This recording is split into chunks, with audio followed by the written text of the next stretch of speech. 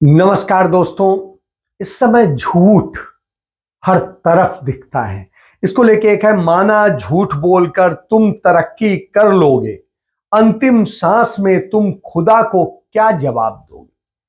बड़ी अजीब स्थिति है और जिस तरह की हालत हो रही है, क्योंकि आज हिटलर के जो करीबी सबसे करीबी मंत्री थे, प्रचार मंत्री थे, गोएबेल्स, तो उनकी तरह से आज देश में चल रहा है। आप समझिए, हम तमाम लोग सोचते थे कि सिविल सर्विसेज के ऑफिसर्स हैं, आईएएस हैं, आईपीएस हैं, आईएफएस हैं, दूसरे और ऑफिसर्स हैं, तो वो बहुत नॉलेज रखते होंगे और बड़ी सही बात करते होंगे, और होता भी था। लेकिन आज के दौर में क्या हो रहा है, इसको आप देखिए। आप ये देखिए कि मतलब जिस तरह की हालत है, उसे देखकर लगता है कि हुआ क्या।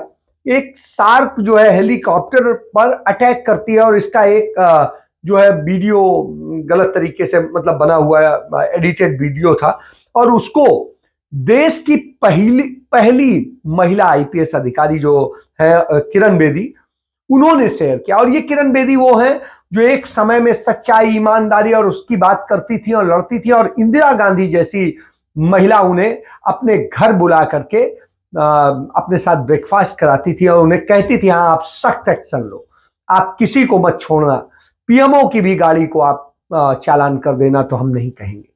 तो इस तरह से वो मशहूर हुई थी।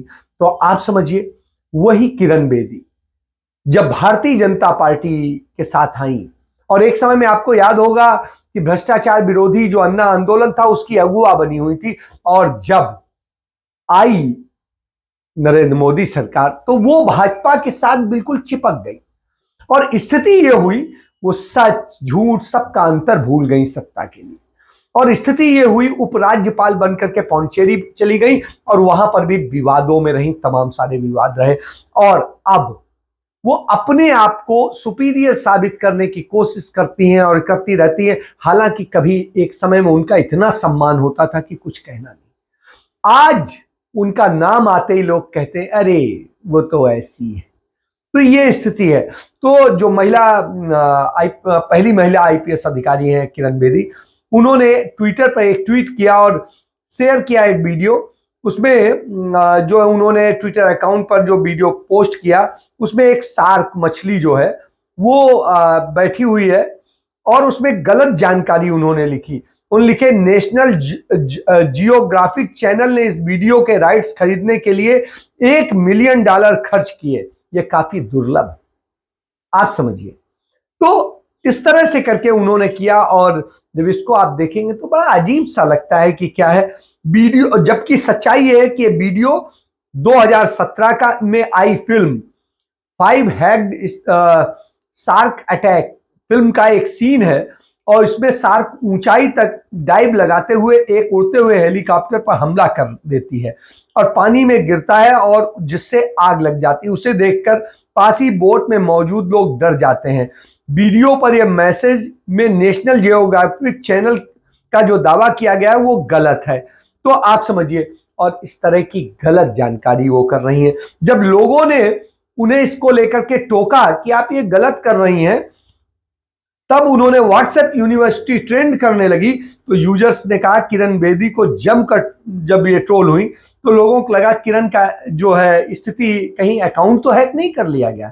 लेकिन फिर किरण बेदी ने एक दूसरा ट्वीट किया, और उसमें लिखा, जो उन्होंने लिखा वो आप समझिए। दोबारा ट्वीट में उन्होंने लिखा कि ट्रोल होने के कारण वो वीडियो पोस्ट किया, और लिखा कि वीडियो का सोर्स अभी ओपन है, इसकी वेरिफिकेशन किया जाना बाकी है। भले ही वीडियो मैन्युफैक्चर्ड हो, लेकिन यह तारीफ के काबिल है, इसे फिर से देखा जाना चाहिए। अरे आप समझिए, अपनी गलती को छिपाने के लिए एक और गलती आप बता रहे हैं। अरे आप सीधे मानिए ना कि आपको नॉलेज नहीं, आप लिख देती कि हाँ गलती से मुझे एक व्हाट्सएप पे आया था और मैंने उसे, मुझे ठीक लगा, मैंने कर दिया, मैंने इसको नहीं चेक किया था, मैं इसके लिए क्षमा चाहती हूँ। लेकिन क्षमा भी तो बड़ा व्यक्ति मांगता है, छोटा व्यक्ति कैसे मांग सकता है? छोटा व्यक्ति तो अपने पाप को छिपाने की कोशिश करता है, और यही एक सत्य है। तो ये स्थिति है, और ये एक धारणा सी बड़े लंबे समय से जिस तरह से बन रही है, आप देखें। मैं आपको बताऊं कि तमाम सारे पढ़े लिखे लोग जो सीनियर पोस्ट पे रहे हैं, एक और डीजीपी रहे हैं पहले पंजाब में, वो मेरे मित्र हैं, उनको मैंने देखा कि तमाम सारी इसी तरह से फेक वो फॉरवर्ड किया करते हैं और नफरती फॉरवर्ड किया करते हैं। मेरे अपने खुद पिताजी के साथ भी यही स्थिति है। तो इस तरह की स्थिति हो गई। क्या दिमाग में जंग लग गया है? क्या कर दिया है? क्या भारतीय जनता पार्टी के साथ आने के साथ आपका दिमाग भी खत्म हो जाता है? तो ये तमाम सारे सवाल उठते हैं। तो क्या आप जो है पूरी तरीके से उसमें रह जाते हैं? तो मतलब आप ये समझिए कि इससे पता चलता है कि भारतीय जनता पार्टी में दिमाग अप्लाई करने पर पाबंदी है। यही कारण है कि इन्हें हिटलर के गोएबल्स जैसे लोग पसंद आते हैं। मुझे आज भी याद है कि एक मुख्यमंत्री भारतीय जनता पार्टी के, उनके साथ मेरी चर्चा हो रही थी। तो चाय पर चर्चा के दौरान उन्होंने मुझे बताया, उनका, अजय जी, गोएबल्स ने एक चीज कही थी, 100 बार झूठ बोलो, इतना झूठ बोलो कि वो झूठ सच लगने लगे, और वही किया जाता है। तो आप समझिए गोएबल्स की ये स्थिति है। लेकिन ये नहीं जानते हैं कि जो गोएबल्स ये करता था उसका अंत क्या हुआ। गोएबल्स जब मरा तो उसके पहले उसने 6 बच्चों को, अपने 6 बच्चों को गोली मार करके आत्महत्या करनी पड़ी थी। तो झूठ का नतीजा ये होता है। झूठ का नतीजा कभी अच्छा नहीं होता है।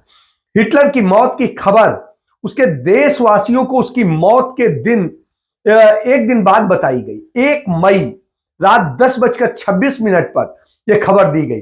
खबर में बताया गया कि हिटलर आज दोपहर राइट चांसलरों में सोवियत सैनिकों से लड़ते हुए मारा गया, और अंतिम सांस तक जो वो लड़ा और मर गया।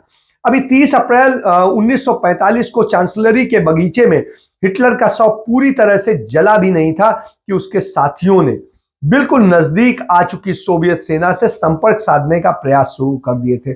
उन्होंने अपने एक प्रतिनिधि के तौर पर जनरल क्रेप्स को सोवियत सेना के सेनापति जनरल जुकोव से मिलने भेजा। डायन कार्सा हिटलर की जीवनी पर लिखते हैं कि जनरल क्रेप्स को भेजने का फायदा यह था कि वो पहले मॉस्को में जर्मनी के सैनिक अटैचे के रूप में काम कर चुके थे और रूसी भाषा बोलना जानते थे। और केब्या रात में 10 बजे गोवेल्स और जो है बोरमान का जो पत्र था उसे लेकर के सफेद झंडे के साथ में सोवियत खेमे की तरफ रवाना हुए, और सुबह 6 बजे वापस लौटकर उन्होंने सूचना दी कि सोवियत सेना बिना शर्त आत्मसमर्पण पर जोर दे रही है और वो चाहती है कि हम 1 मई को दोपहर 4 बजे तक इस बारे में अपनी मंशा बता दें।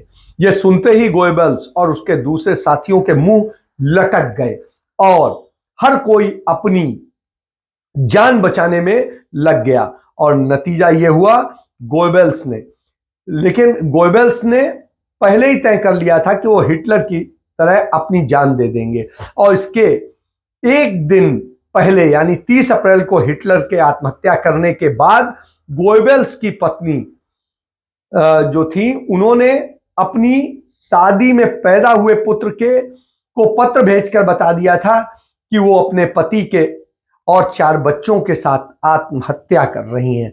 और इसके बाद 1 मई की शाम डॉक्टर हेलमट गुस्ताव कुंज ने गोएबल्स के 4 में से 12 वर्ष के बीच के 6 बच्चों हेल्गा, हिल्डा, हेलमेट, होल्डे, हेडा और हीडे को मॉरिकाम का मार्फिन का इंजेक्शन दिया ताकि उनको नींद आ जाए, और जब नींद आ गई तो उन्हें मार दिया गया। और मारने के बाद में गोएबल्स को भी अपना आत्महत्या करनी पड़ी। आप समझ सकते हैं कि झूठ यह स्थिति पैदा करता है। इसलिए मैं तो यही कहूंगा कि सच की राह चलिए, गलती हो जाए स्वीकार लीजिए, माफी मांग लीजिए, क्योंकि माफी मांगने से कोई छोटा नहीं हो जाता है, और पुनः गलती ना हो इसको सुनिश्चित करिए। लेकिन झूठ के सहारे आगे बढ़ते बढ़ते बढ़ते आप नरक में जाते हैं। हो सकता है आप धरती पे बच जाएं, तो यदि आप परमात्मा को मानते हैं तो वहां क्या जवाब देंगे? यदि अन्याय करेंगे तो वहां क्या जवाब देंगे? मानवता की हत्या करेंगे तो वहां क्या जवाब देंगे? धर्म हमें मानवता सिखाता है, सत्य सिखाता है, अहिंसा सिखाता है, प्रेम सिखाता है, वो कीजिए, ना कि झूठ बोल के हत्या कीजिए सत्य की, अपनी और अपने बच्चों के भविष्य की। सोचिए, समझिए। और जो ऐसे लोग इस तरह से झूठ फैला रहे हैं, व्हाट्सएप यूनिवर्सिटी के जरिए तमाम झूठ फैला रहे हैं, उन्हें जानना चाहिए कि वो अपने ही भविष्य से खेल रहे हैं, क्योंकि उनका भविष्य यही झूठ बर्बाद कर देगा। झूठ कभी किसी को बनाता नहीं, बर्बाद करता है। इसके साथ चर्चा समाप्त करता हूं। रात को कुछ गंभीर चर्चाएं करूंगा 8 बजे। जो तमाम सारी नफरत, तमाम सारी चीजें जो चल रही हैं, उन सब पे आपसे बात करेंगे और बताएंगे सच क्या है। धन्यवाद।